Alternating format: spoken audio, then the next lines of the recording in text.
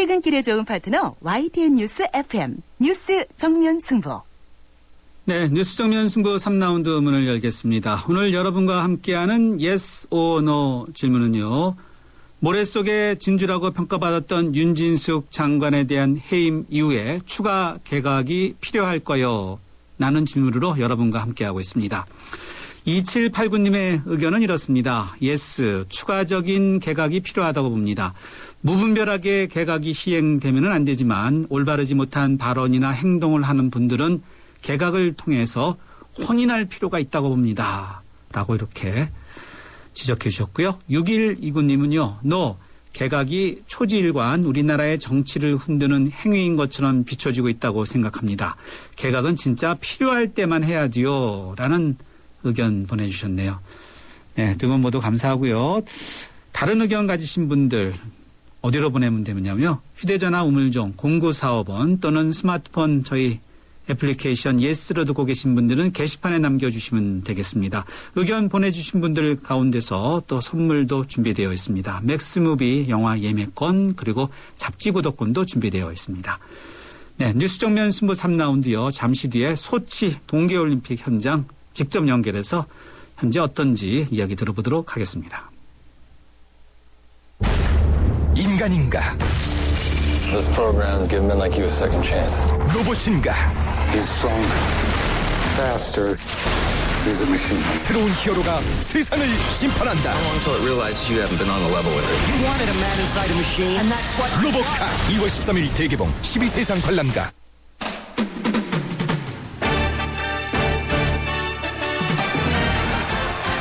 네, 이번에는요. 세계인의 겨울 스포츠 축제 현장인 소치로 가보겠습니다. 한국일보의 최영철 기자 연결되어 있습니다.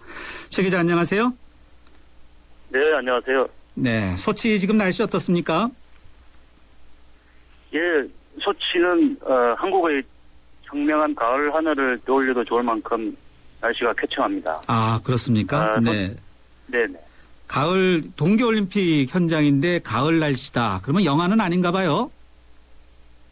네, 기온은 영하권이지만 낮에는 상당 영상 부분으로 올라가고 있습니다. 아, 그렇군요. 네.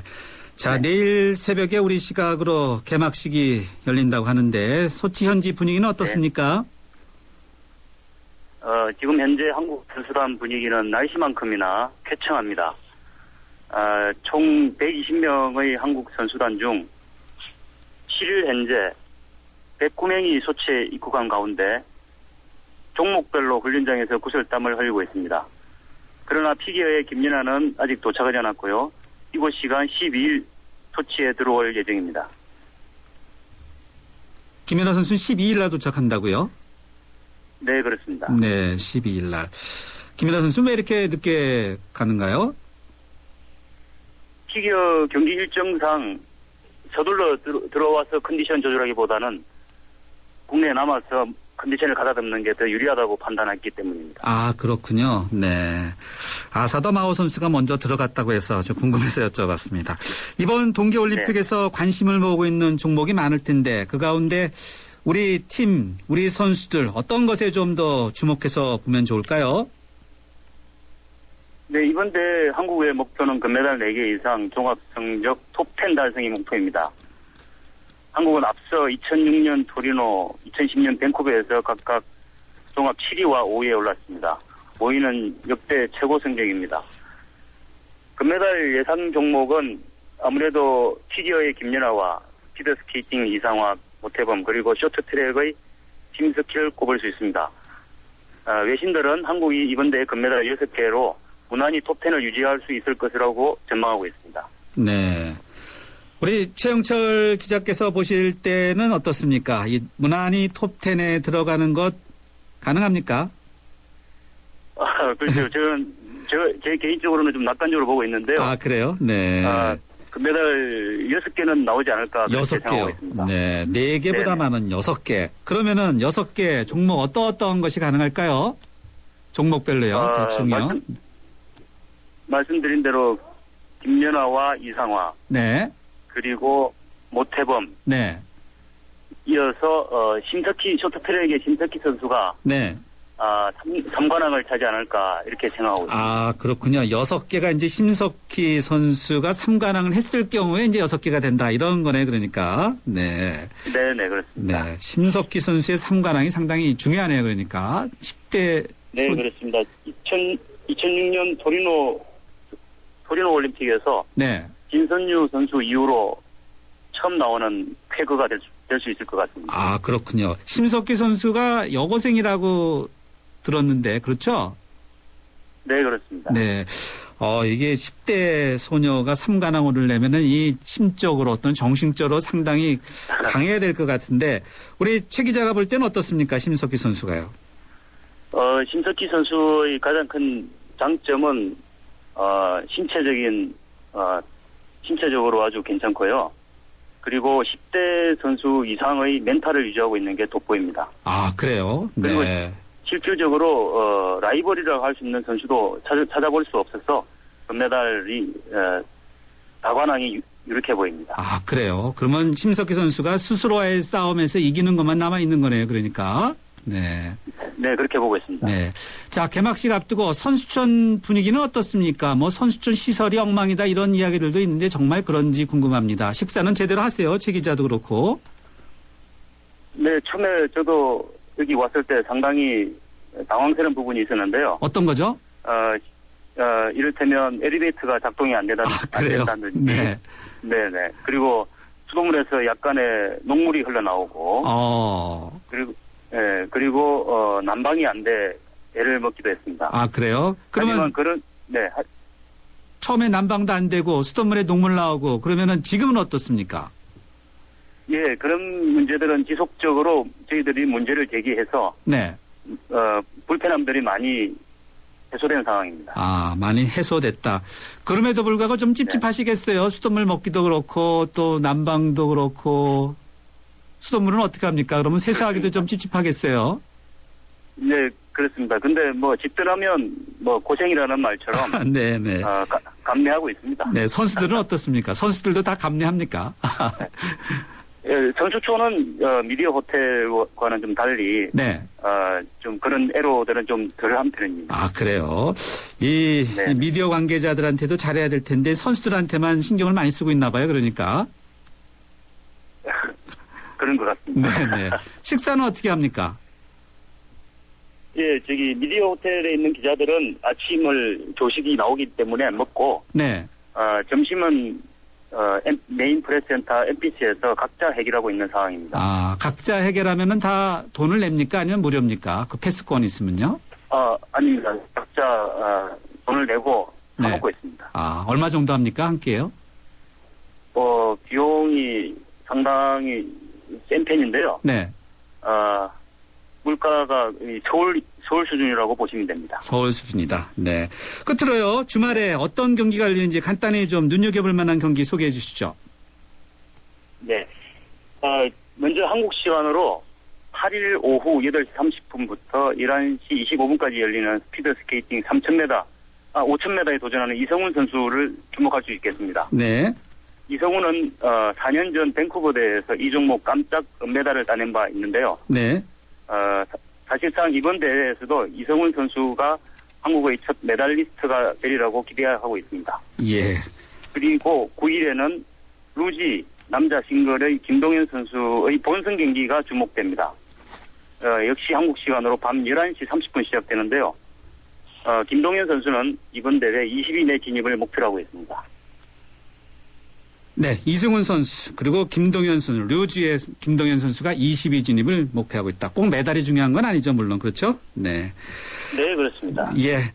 자, 오늘 스포츠 소식 여기까지 듣도록 하겠습니다. 고맙습니다. 네, 감사합니다. 네, 지금까지 소치 현장에서 취재하고 있는 일간 스포츠의 한국일보의 최영철 기자였습니다. 네, 그리고 교통 상황 알아보겠습니다. 김미란 캐스터. 네, 뉴스 정면 승부 교통정보입니다. 지금 한남대로 따라 강남 쪽 진행이 많이 어렵습니다. 남산 1호 터널부터 한남이 고가차도까지 시속 30km 미만입니다. 주변 남산 2, 3호 터널도 모두 강남 쪽 속도가 내려가 있고요. 강남대로 논현역에서 신사역까지도 교통량이 많아서 밀리고 있습니다. 언주로 도산대로는 지금 도산대로 사거리에서 서울세관 사거리 구간 정체가 되고 있고 반대편도 시속 20km 미만입니다. 논현로 학동역부터 강남 을지병원 사거리 구간 밀려 지나고 있고 압구정로 현대고교 앞부터 압구정역까지도 속도가 많이 내려가 있습니다. 그 밖에 서부권 도로 중에는 신촌로 신촌 현대백화점부터 신촌 교차로까지 양 방면이 밀리고 있습니다. 뉴스 정면 승부 교통정보였습니다.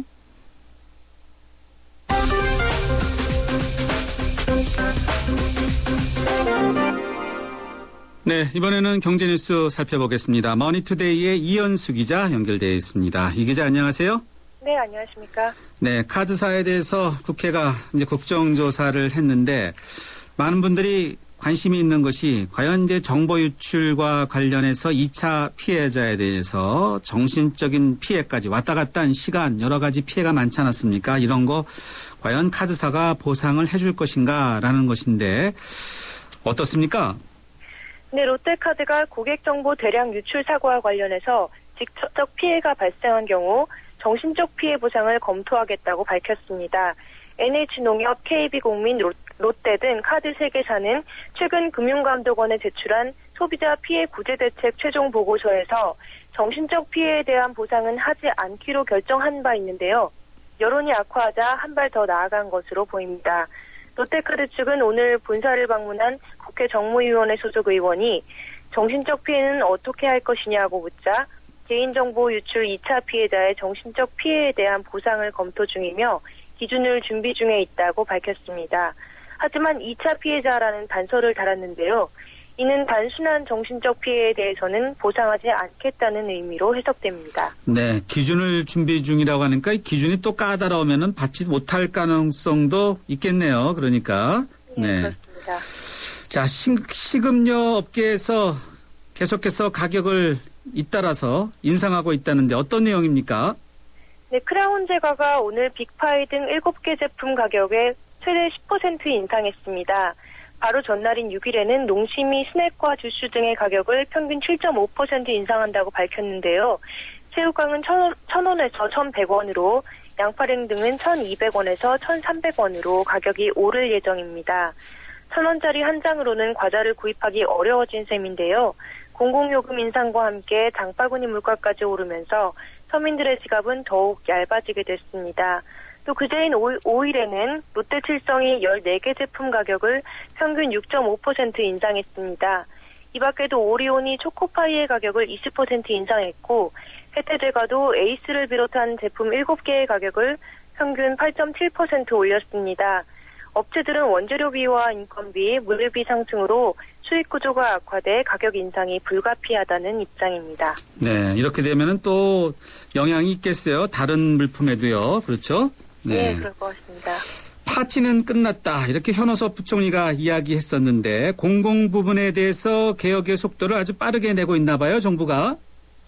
네, 기타 공공기관으로 지정된 산업은행과 기업은행이 공기업 준정부기관에 준하는 엄격한 경영평가를 받게 됩니다.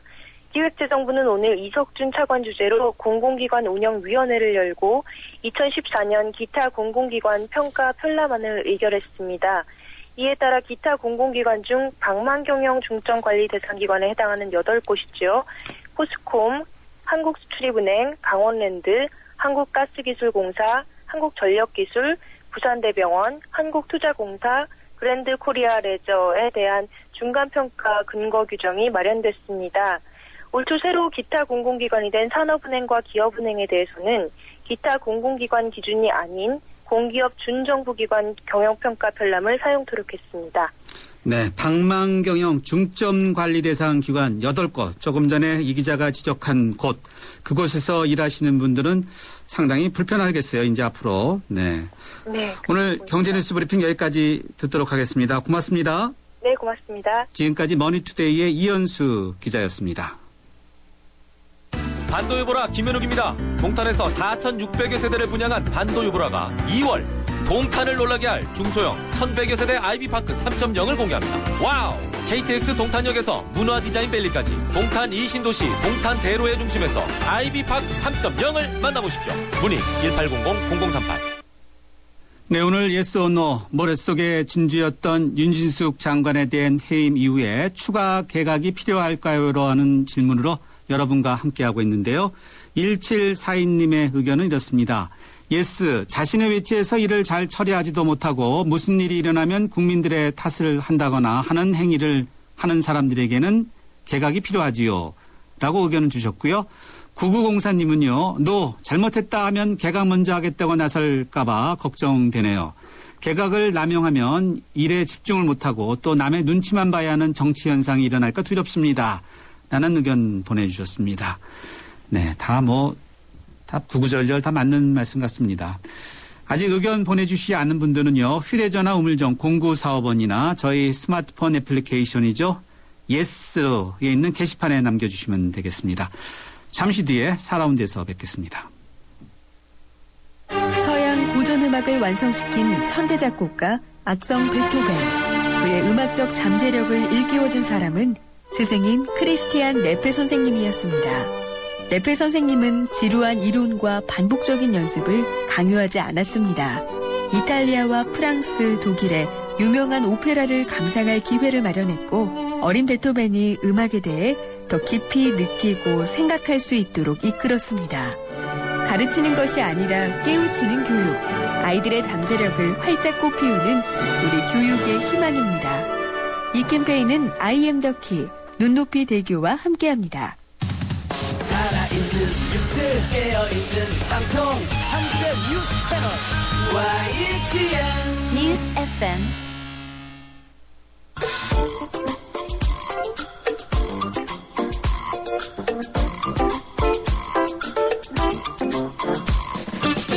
세 남자가 만났다. 세 남자의 정치 수다.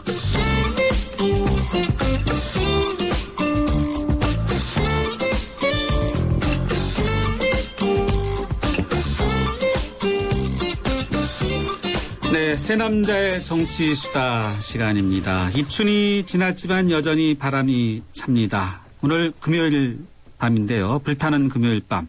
지금 혹시 어디로 가고 계신지요? 아니면 어디에 계신지 궁금하는데요.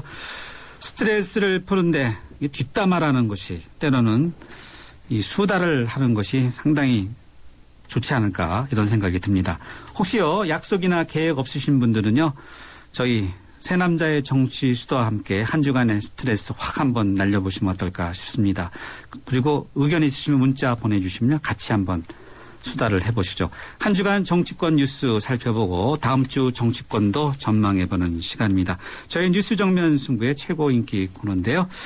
여러분들 함께 하고 싶은 분들은요. 휴대전화 우물정 0945번으로 이렇게 해주시면 되겠습니다.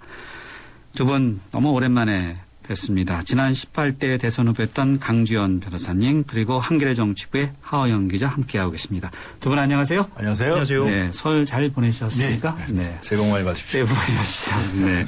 청취자분들이 어떻게 됐냐고 막 문의가 많았어요. 아, 그렇습니까? 네. 예. 네.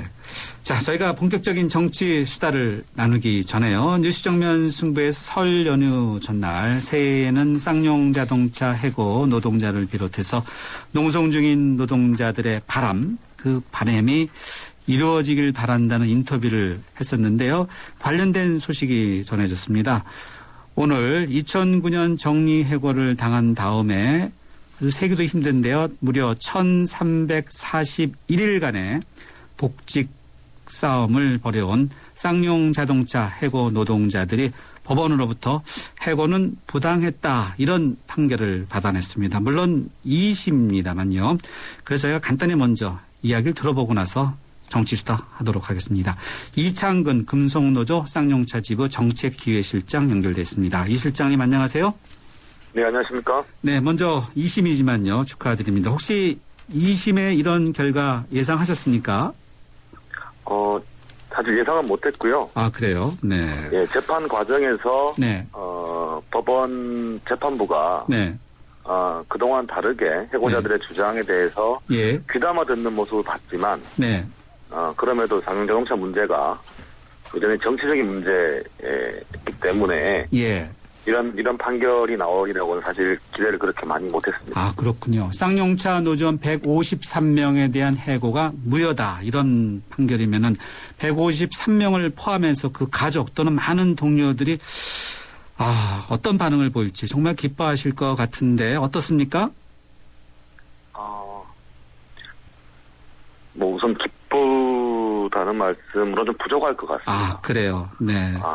근데 이 기쁨에는 상당히 아픔도 있기 때문에 네. 기쁘면서도 슬픈 판결이 아닌가. 지금 24분이 이미 돌아가셨기 때문에 네. 이분들을 되살릴 수 없는 판결이라는 측면에서는 슬픈 판결이지만 다시 우리가 그동안 저희들의 주장이 길거리에서 노동자들의 이제 허공을 향한 주장이 아니라고 했던 사실들을 법원이 인정해준 지점, 이 지점에 네. 대해서는 매우 기쁘게 생각하고 있습니다. 알겠습니다. 이제 곧 복직이 되는 겁니까? 아니면 쌍용차 측에서 상고를 하기로 했습니까? 일단 회사는 항고를 하겠다라는 입장인 걸로 확인되고 있는데요. 네. 그럼 이제는 좀 이 문제, 상용차 정리해고를 둘러싼 여러 가지 갈등을, 이런 대화와 교섭의 자리를 통해서, 네. 풀었으면 좋겠고요. 이번 법원 판결의 의미는 그런, 이제는 노사가, 머리를 맞대고 이 문제를 풀어라라고 하는 그런 자리 마련의 판결의 의미가 아닌가, 이렇게 보고 있습니다. 네, 알겠습니다. 이것과는 별개로고요. 최근 쌍용차 해고 노동자들이 1심에서 손해배상 47억 원을 하라라는 이런 것을 또 받았고 또 한상균 전 지부장을 비롯해서 여러 노동자들에 대한 징계 해고 재판도 진행 중이라고 들었는데 그러면은 둘이 네. 노사가 머리를 맞대면서 해결해야 된다고 지금 실장께서 말씀하셨는데 남은 과제는 뭐고 어떻게 또 해결됐으면 좋겠다고 생각하시는지요? 법적으로 수지비비를 가려야 할 부분은 가려야 한다 봅니다. 또한 정치적으로 해결해야 될 부분도 해결해야 되는 거죠. 그리고 노사 당사자들이 앉아서 해결해야 될 문제가 있기 때문에 교섭과 대화의 자리가 매우 중요하다 이런 말씀을 드릴 수 있겠고요. 말씀하신 것처럼 네. 47억 손배 문제와 예. 여타 남은 문제도 많이 있긴 하지만 네. 오늘 정리해고 무효가 확인을 시켜줬기 때문에 네. 그런 손배 문제라든지 이러한 앞으로 남아있는 법적 판결에도 상당한 영향을 미칠 것으로 내다봅니다. 그런 의미에서 노사가 조속히 머리를 맞대고 이 문제를 풀어나가는 것이 지금 저희들에게 남아있는 과제가 아닌가 이렇게 보고 있습니다. 예, 알겠습니다. 실장님 오늘 말씀 여기까지 듣겠습니다. 감사합니다. 고맙습니다. 네, 이창근 금속노조 쌍용차 지부의 정책기획실장이었습니다. 네, 강 변호사님. 네. 조금 전 이제 해고 관련해서 이제 그 노조의 이제 기획실장한테 이야기를 들었는데 이게 이제 2심 판결 아니겠습니까? 그렇죠. 2심 판결이면 이제 쌍용차 측에서 이제 3심 상고하면 대법원 가는 거 아니겠습니까? 네. 보통 어떻게 됩니까? 대법원 가면요. 이렇게. 대법원에 가게 되면 두 가지예요. 더 자세하게 심리할 필요도 없다라고 해가지고 그냥 바로 기각해버리는 수가 있어요. 아, 그래요? 그러면 이제 이 2심 확정이 되는 거죠. 그럼 네. 한 두 달 안에 결정이 되고. 네. 그렇지 아니하고 이제 심리에 본격적으로 들어가게 되면. 네. 그건 이제 몇 달이 걸릴지 몇 년이 걸릴지 알 수가 없어요. 그래서 이건 1심에서는 해고가 네. 유효하다라고 네. 했는데 2심에서는 뒤집은 거 아니겠습니까? 그렇죠. 3심에서는 어떻게 나올지 지켜봐야 되겠습니다. 네. 법률 전문가신가 하나만 더 여쭤보겠습니다. 쌍용차 해고 노동자들 1심에서 이제 손해배상을 하라고 47억 원 그건 이제 판결을 받았는데 이런 것들 또는 앞서 한상균 전 지부장을 비롯해서 여러 노동자에 대한 또 다른 이제 징계 해고 재판도 진행 중인데 이번 2심 판결이 이쪽에도 다른 사건에 영향을 줍니까? 그러니까 이제 사건이 좀 다른데요. 네. 이번에 2심에서 이렇게 판결이 난 것은 최초의 그 해고를 할 때 이 네. 경영상의 그 긴박한 해고 사유가 있었느냐. 네. 또 사측이 이 해고할 피하기 위한 그런 절실한 노력을 했느냐. 네. 이것을 판단하는 겁니다. 그래서 해고했던 것이 무연이 아니냐라는 것이고 나중에 이제 손해배상을 해라라고 한 이 재판의 경우에는 네. 손해를 끼치는 그 행위들이 또 있지 않습니까? 예. 그래서 그걸 가지고 예를 들면 뭐 불법 파업이라든가 여러 가지 이제 파업 과정에서 여러 가지 문제라든가 뭐 여러 가지 이게 복합적으로 있기 때문에 그렇겠네요. 사건을 따로따로 따져봐야 됩니다. 이 징계 문제도 마찬가지죠. 예. 네, 알겠습니다. 혹시 뭐 하 기자 이것과 관련해서 하실 이야기 있나요? 예, 쟁점 하나가 남아 있는데요. 당시에 그 해고할 만한 상황이었느냐가 관건이었습니다.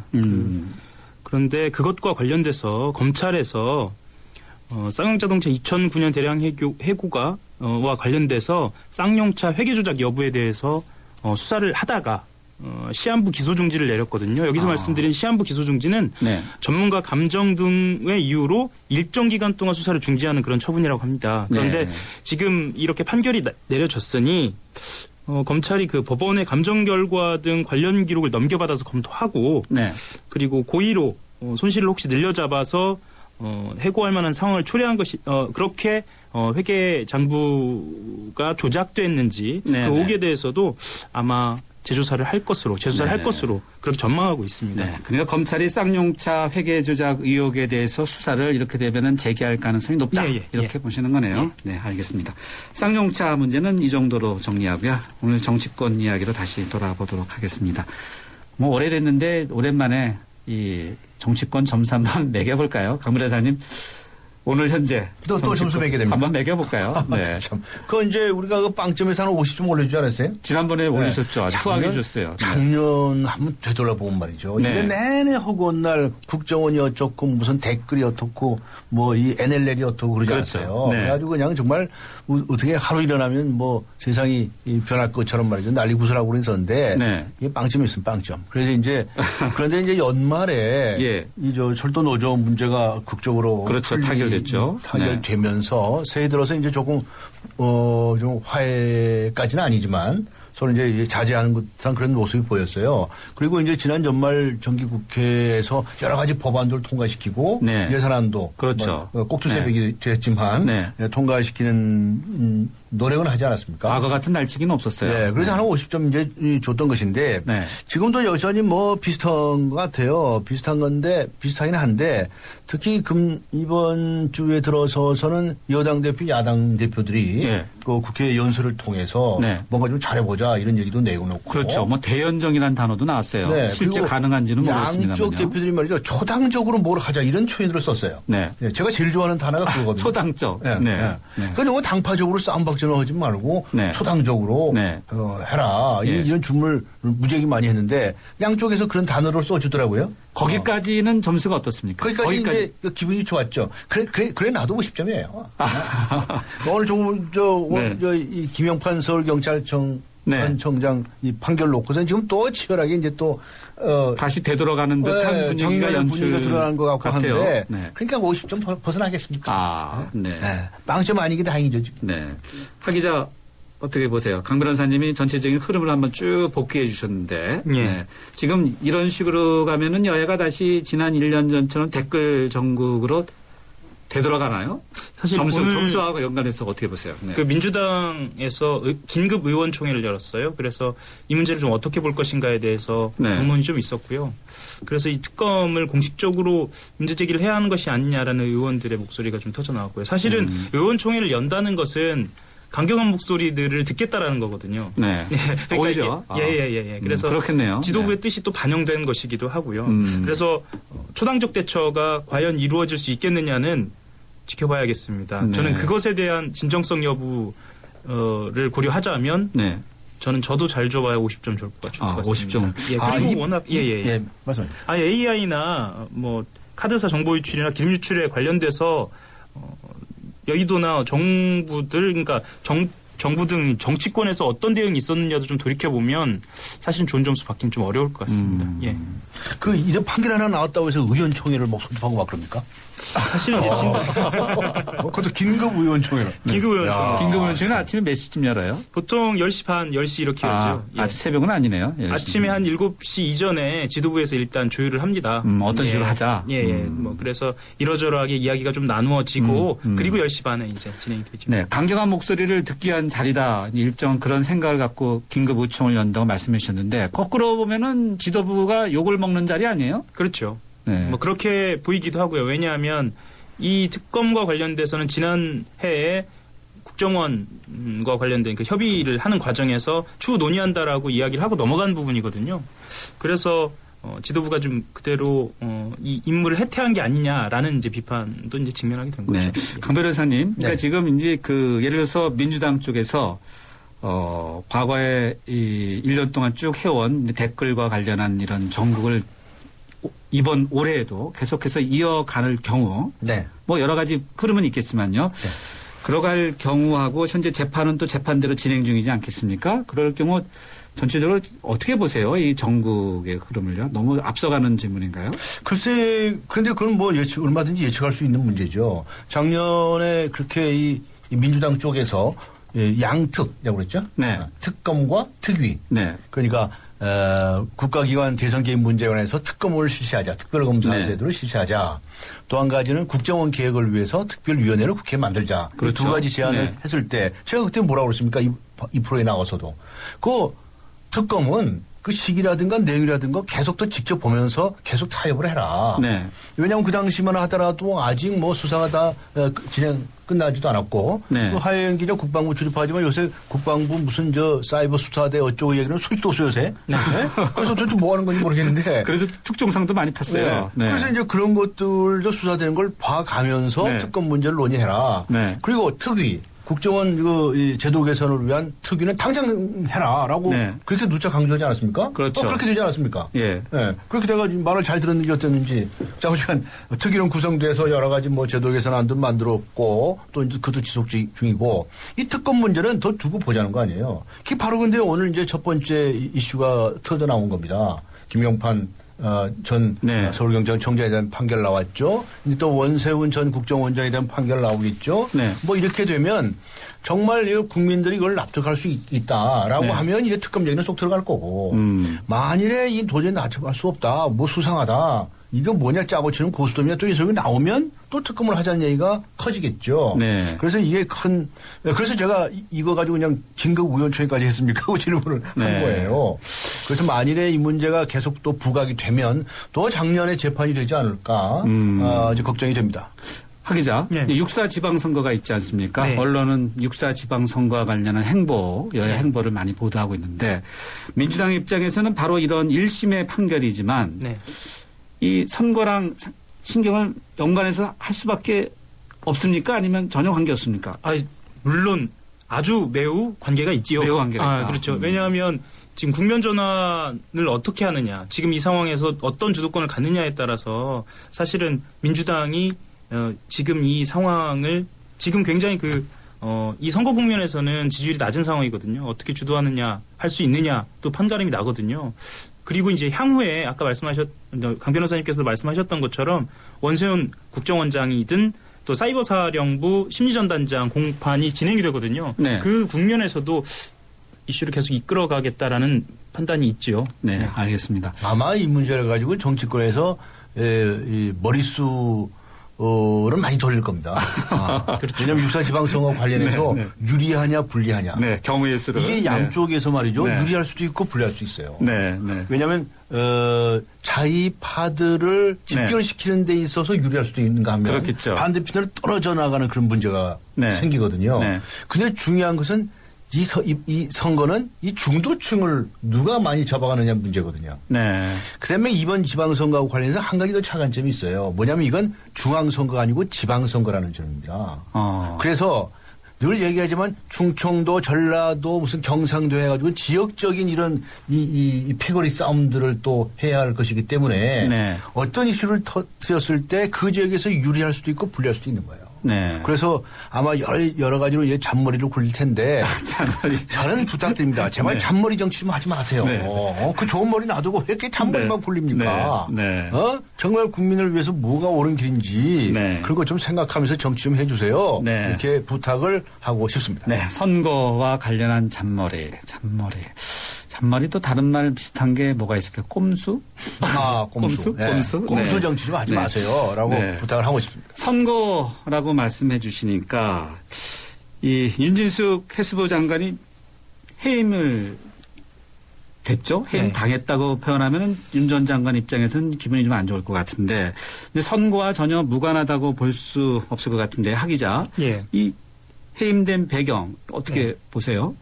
사실 국민들이 직접적으로 눈으로 목격하고 귀로 들은 것들이 워낙 많아서요. 사실 지금까지 쭉 보면은 해임을 하라는 야권의 요구가 많았어도 꿋꿋이 이 당정이 박근혜 정부가 이어왔잖아요. 그렇죠. 하지만 며칠 전에 박근혜 대통령이 직접 국민의 가슴을 아프게 하는 공직자는 책임을 물을 것이다라고 이야기를 한 바 있고요.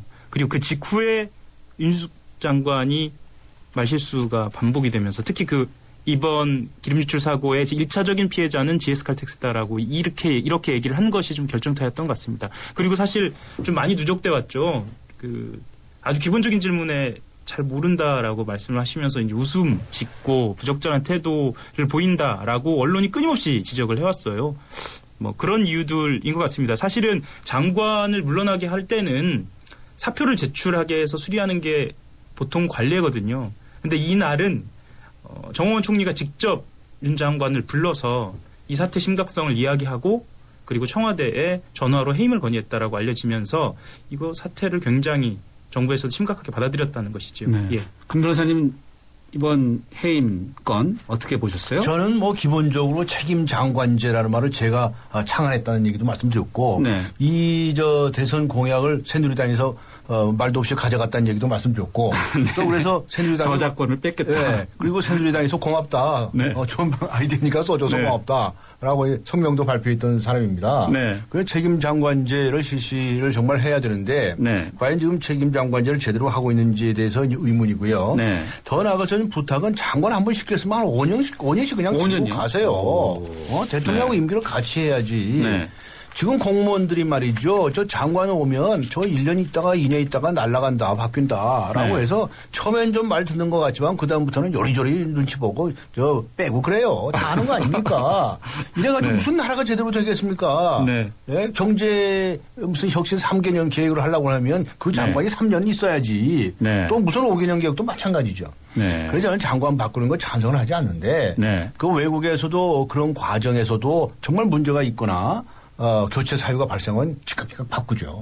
이번에 그 부분 개인에게는 안 된 이야기지만 교체하는 것이 마땅하다고 생각을 했고 그래요? 네. 그 이유는 뭐냐? 네. 이 모든 인사의 기본 원칙이 있습니다. 뭐죠? 적재적소입니다. 적재적소. 적절한 인물을 딱 찾아가지고 적소에 앉혀야 됩니다. 네. 근데 이인은 해양 쪽에 어떤 무슨 기상인가 무슨 그 기운가 뭐 그쪽에 한 그 정보에 관한 전문가입니다. 네. 그래서 이 넓은 해양수산 모든 일에 관정하기에는 사실은 처음부터 전문성에 있어서 좀 폭이 너무 좁았다. 이런 이 지적이 있었고 그런 의미에서는 본인에게 너무 과중한 일이었으니까 이 장관 이런 거 때려치우고 원래 본인이 연구하던 데 가서 열심히 연구하세요. 예? 그런데 얼마든지 저 세상에 좋은 일을 할 수 있습니다. 네. 라고 이야기를 하고 앞으로 저 장관 뽑을 때는 말이죠. 널리 전국 방방곡곡에 숨어있는 인재를 좀 찾으세요. 수첩에서만 찾으려고 해봐야 숫자도 너무 조그맣고. 강 변호사는 거기다 덧붙인 네? 게 당파도 떠나야 게다가 된다고. 대탕평 인사를 하세요. 항상 그렇게 말씀하셨죠. 네. 이 한 가지만 더 말씀드리면 예를 들어서요. 뭐 경제 성장을 도모하고 뭐 개발을 도모해야 할 경제 장관이 있고 거기에 반대해서 예를 들어서 무슨 복지를 해야 되겠다든가 환경 문제를 다뤄야 되겠다든가라고 하는 경우가 있습니다. 네네. 그 두 사람이 체질이 근본적으로 다른 겁니다. 예, 그렇죠. 그렇다고 한다면 어떤 사람은 보수적인 입장이고 어떤 사람은 진보적인 사람도 필요한 거예요. 네네. 근데 왜 그렇게 반대편에서 사람 쓴 것 또 자기 편 안에서도 이렇게 좀 성향이 다른 그런 인재들을 찾지 못합니까? 알겠습니다. 신문에 광고 내드릴까요? 알겠습니다. 이거 우리가 이게 네. 널리 인재를 추천하고 그런 일도 필요하리라고 생각을 합니다. 네. 청취자분이 나도 좀 말하자 말씀 좀 전해보도록 하겠습니다. 4427님인데요. 새남자의 정치수다 매주 기다리며 듣고 있는 애청자입니다. 2주 만에 돌아온 새남자 역시 속 시원하네요. 제 와이프는 하 기자님 목소리가 너무 멋있다고 난리네요. 실제로도 잘생기셨나요? 하기자 스스로 한번 본인 평가. 시간이 없어요. 빨리. 네? 안 잘생겼어요? 저는 저 스스로 굉장히 만족합니다. 아, 만족하죠. 스스로 만족한다. 네, 평가해주세요. 네. 아, 죄송합니다. 0369님은요. 새 남자의 수다를 열심히 들으면서 정치에 관심과 애정을 갖게 된 주입니다. 세 분 올해도 유익하고 재미있는 방송 부탁드려요. 하고 이렇게 하트 2개 이상 보내주셨습니다. 감사합니다. 5159님은요. 권은희 과장에 대한 기자회견 아무 언론도 중계하지 않더군요. 스마트폰으로 봤습니다. 한국 언론의 어두운 현실 같아서요. 라고 땡땡땡땡 붙여주셨습니다.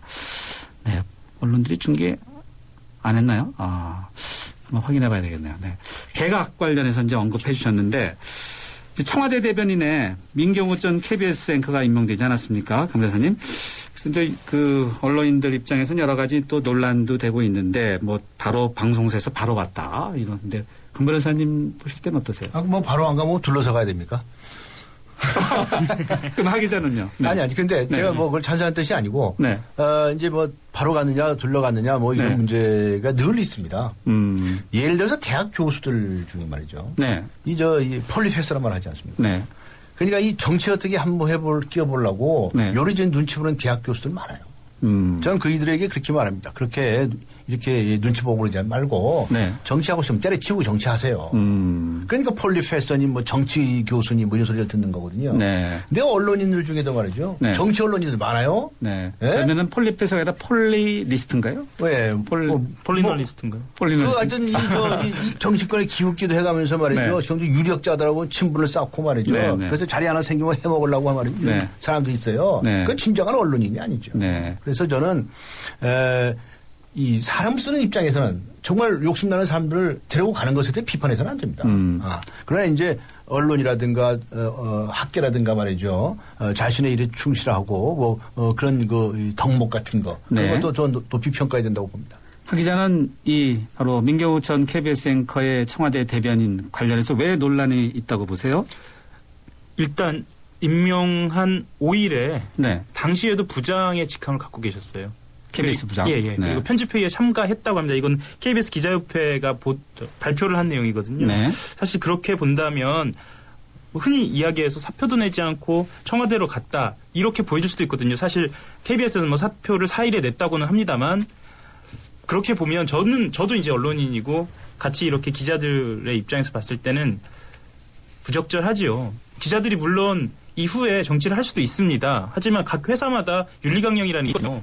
출입처와 유착되지 않도록 그리고 공정한 기사를 쓸 수 있도록 여러 가지 그 장치들을 갖고 있는데 최소한 그 장치를 지키는 그런 정도의 미덕은 발휘를 했어야 하지 않았느냐. 그것도 일국의 대변인, 청와대 대변인의 자리였다면 그런 안타까움은 좀 있습니다. 네.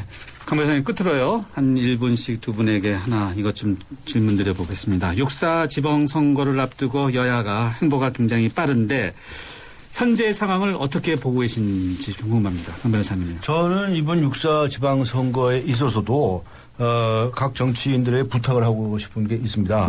지금 무슨 이 경마장에 망아지들 뛰듯이 뭐 그냥 여론조사 해가지고 앞선이 뒷선이 이러는데 이런 거 하지 마시고 정책 가지고 경쟁을 하세요. 매니페스토 운동가인 저의 입장에서는 예를 들어서 전라도다 경상도다 충청도다 다들 거기에 현안도 있을 거 아니겠습니까? 서울시장 자리를 놓고서도 어떤 사람은 어떤 주장을 한다. 뭐 이런 거 가지고 선거에 관한 이야기를 해야지. 그 누가 잘생겼느니 말 잘하느니 어쩌니 그 지명도가 있느니 그런 거 가지고 자꾸 이 보도를 하고 하니까 그러니까 너무 답답한 겁니다. 알겠습니다. 지방선거도 이번 지방선거도 매니페스토 정책 중심 선거를 하세요. 라고 강력하게 촉구합니다. 하 기자, 한 20초 정도 이번 여야의 지방선거 관련 행보와 관련해서 좀 한 말씀 해주시죠. 이번 6.4 지방선거는 굉장히 재밌는 부분들이 많은데요. 간단하게 말씀드리자면 야권의 주인을 누가 하는 호남 그리고 정치혁신의 주인공은 또 누구냐라는 것 이것을 놓고 안철수 그리고 민주당이 아주 격돌을 할 것으로 보입니다. 뭐 선거 결과는 두고 봐야겠죠. 뭐 그건 다음 주에 제가 좀 더 말씀드리는 걸로 하고요. 모처럼 두 분 모시고 이야기하다 보니까 시간이 훌쩍 금방 가버렸어요. 다음에 좀 더 많은 시간 마련해서 자세히 이야기 나눠보도록 하겠습니다. 두 분 감사합니다. 감사합니다. 네, 지금까지 강지연 변호사님 그리고 한결의 하영 기자였습니다. 네, 오늘 어떻게 들으셨는지요? 정면 승부 yes or no 여러분과 함께한 질문이 모래 속의 진주라고 평가받았던 윤진숙 장관에 대한 해임 이후에 추가 개각이 필요합니까? 라는 질문으로 여러분과 함께 했는데요. 제작진이 받은 문자 자체적으로 집계한 결과는 yes or no의 비율이 4대 6으로 나타났습니다. 개각도 필요하지만 무분별한 그렇게 개각이 행해지면 정치 이름을 깰 수도 있다는 의견이 많았다고 보여집니다. 선물은요. 휴대전화 뒷자리 8265님께 보내드리도록 하겠습니다. 나머지 분들도요. 정말 감사합니다. 그리고 금요 시사 퀴즈 정답은 3번 소치였고요. 그리고 정답 보내주신 분들 가운데 9384님, 3257님, 5015님, 7101님, 8298님께 뮤지컬 티켓 드리겠습니다. 오늘 여기까지 하겠습니다. 감사합니다.